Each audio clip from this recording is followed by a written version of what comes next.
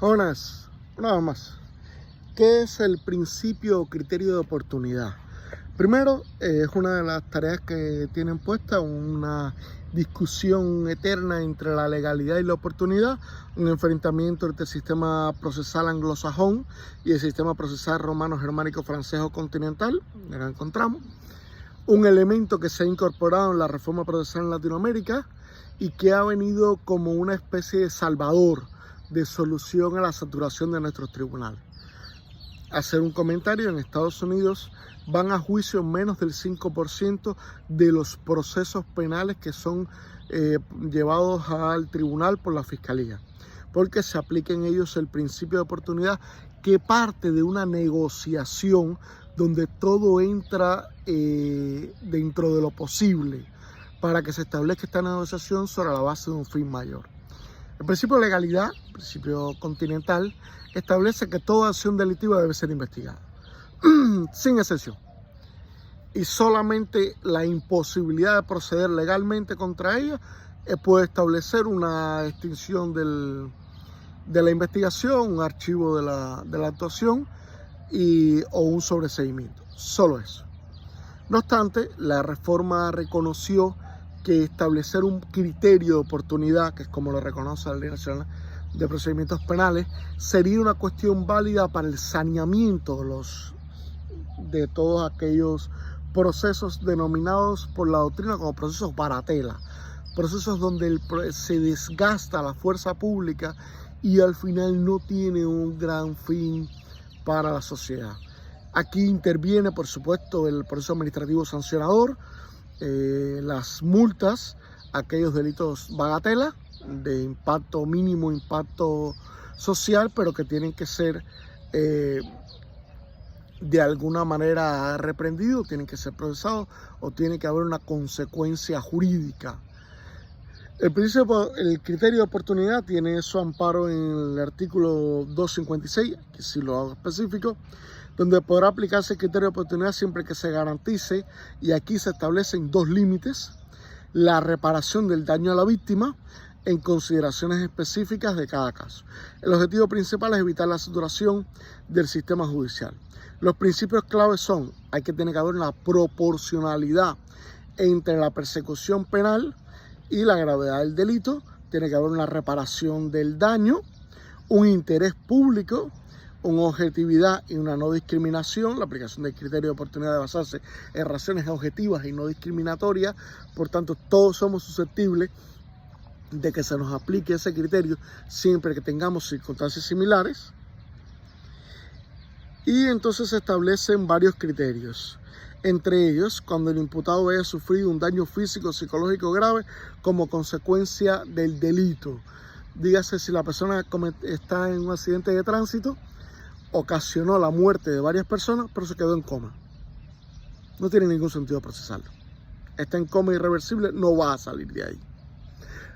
Está vivo, su encefalograma no es plano, o sea, tiene actividad cerebral, pero está en coma. Y eso es un proceso en el cual no hay forma de proceder. La ley entiende que no tiene nada que hacer ahí. Incluso ahí tampoco hay una reparación del daño en ese supuesto. Cuando el imputado aporta información relevante a la investigación o persecución de delitos más graves, esto es un elemento importante, y yo pienso que la principal justificación por la que se aporta el criterio de oportunidad es fundamental el hecho de que se hace necesario para la persecución de delitos especiales o fundamentalmente contra la criminalidad organizada, de utilizar esa fórmula que vimos hace un año con Zaffaroni, que eran las fórmulas premiales, las fórmulas penales premiales, en el cual yo voy a premiar así a un imputado en un proceso siempre que la información que me traiga sea útil para ir contra enemigos mayores de la sociedad.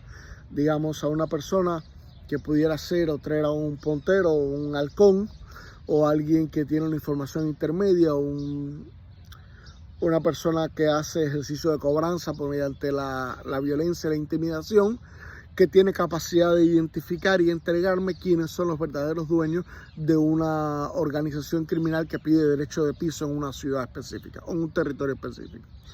El valor para la justicia y el impacto sobre la sociedad de esa organización es mucho más fuerte, se puede medirse así, que el que tenga yo sancionar a esta persona. En ese caso yo puedo proceder a no hacer ejercicio de la acción penal contra esta persona o ofrecer una sanción mínima o una alternativa, siempre y cuando esta información sea verificable y me sirva como base de imputación para un delito mayor. Ese es el criterio estrella de la utilización de la oportunidad, por ahí decirlo. Cuando la persecución penal resulte desproporcionable o irrazonable y cuando se haya reparado el daño causado por la víctima o el ofendido.